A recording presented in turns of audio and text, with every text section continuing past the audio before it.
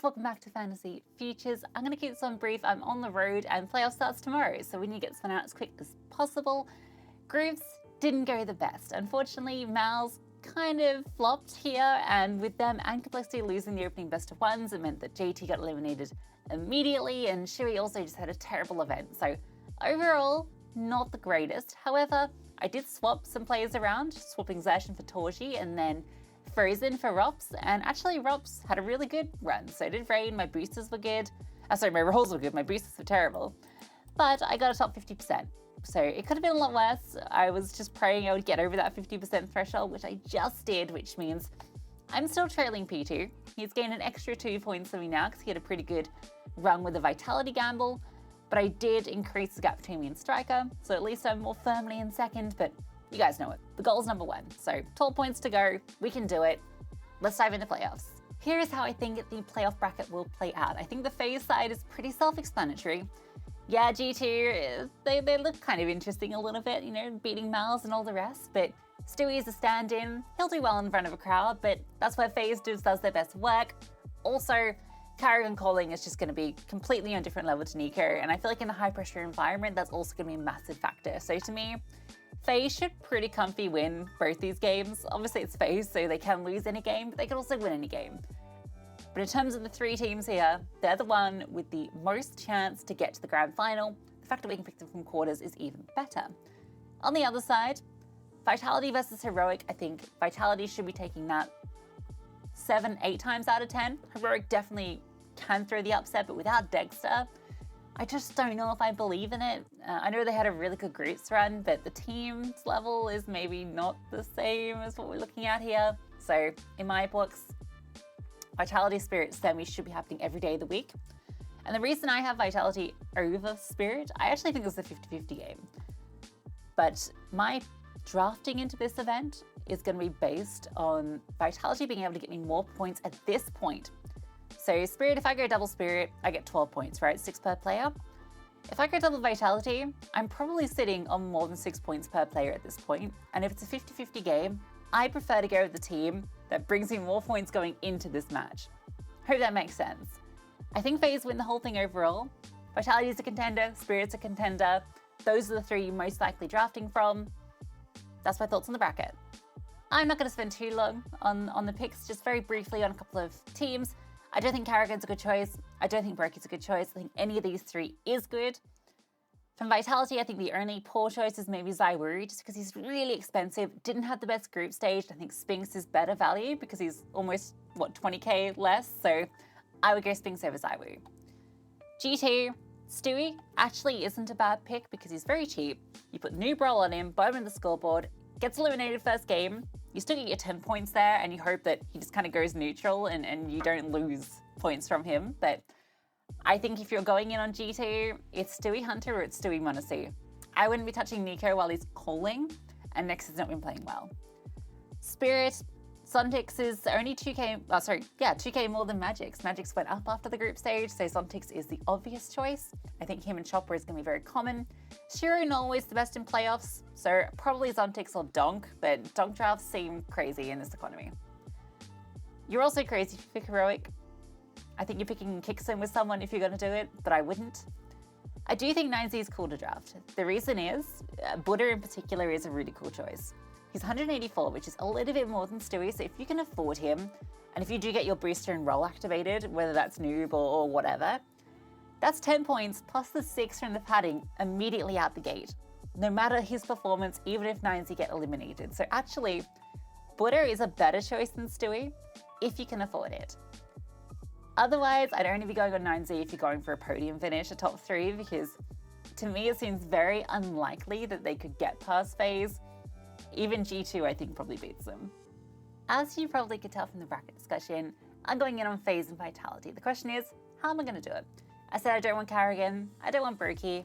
So we're looking at these 3 players, and I'm just going to run it back.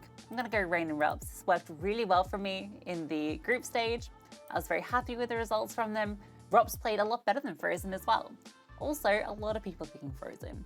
So I prefer to go Robs over him just because it gives me that point of difference between other drafts. And when everyone's kind of drafting similar rosters, you kind of need to pick the players that aren't necessarily the most popular ones on their team, just for that little bit of edge. From Vitality, I'm going to use the same kind of ideas. A lot of people are going Apex, a lot of people are going FlameZ, and I can understand why, because he's so much cheaper than Spinks, right? 17k cheaper. That feels like a bargain for FlameZ. But I need a superstar. I need someone that's going to lift this team to the next level, and it's got to be Spinks. It's got to be Spinks. He was the best performer during the group stage for this team, and I don't think a lot of people are going to be drafting him. I think he's going to be a rare pick, and so I want to pick him. I want to bring him into my draft and hope that's the difference that gets me into that top 10 threshold. Mezzy is who I'm going to run alongside him. I could go Apex here as well, but I prefer to go Mezzy. I think Mezzy is a better player than Apex, just not consistently.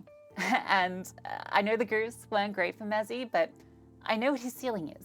And I feel that it's higher than Apex's. It should be higher than Apex's in this team. And so I'm banking on that promise.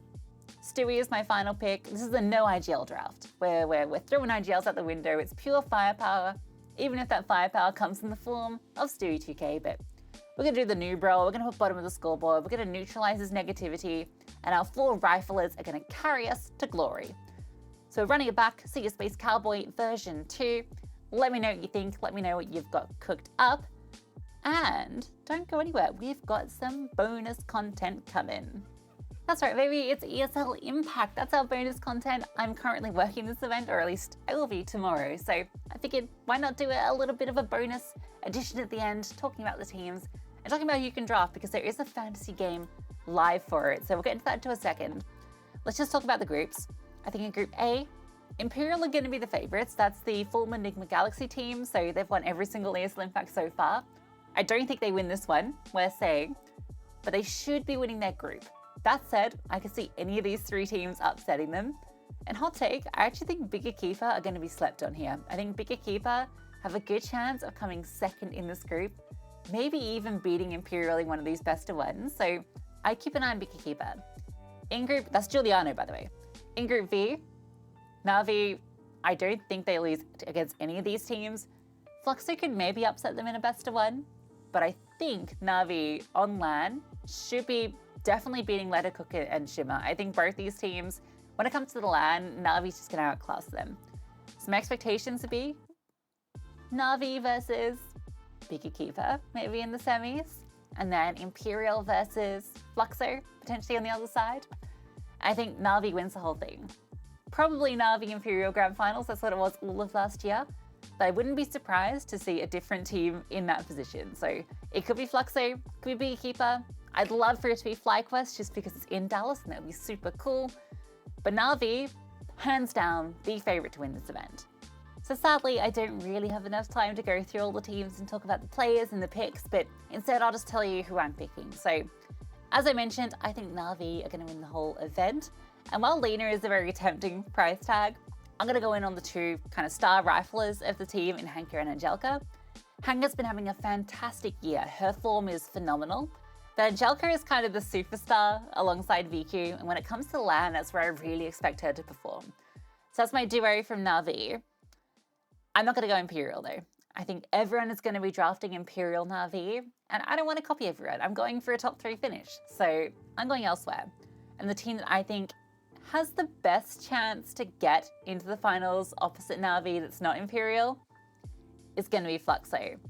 From Fluxo, I think Poppins is too expensive, but I do want a star, and so I'm going to get the Orpa of Younger. She's a phenomenal Orpa, and I think is a really good pick at that price point. And then I'm going to pair her up with Julie. I think Julie is actually maybe a little underpriced, maybe. I think she's been really good when it comes to CS2. Her performance has just increased significantly. And so I feel like that's a really good combo without going too heavy on this team and leaving me with a little bit to spare. And for that 5th player, this is where I'm going a little bit more outside the box, and I'm going to be grabbing Paulie. I don't think many people are going to be drafting big in this fantasy, and Paulie's a really sharp aimer. I've been really impressed watching her play. So to me, this feels like a pretty cool team that could end up with, you know, a deep run with 4 players in the final, with maybe big even in a semi. So we'll see. That's going to be my draft for ESL Impact. There are some boosters on there, but If you're playing this, make sure you get on it because you can obviously win prizes. It's always worth playing every single fantasy event, but this one obviously means a little bit more to me given that I'm working the event and ESL Impact is very close to my heart. So I'd love to know what you're drafting for this event. Love to obviously know what you're drafting for Dallas as well, and good luck with both as usual.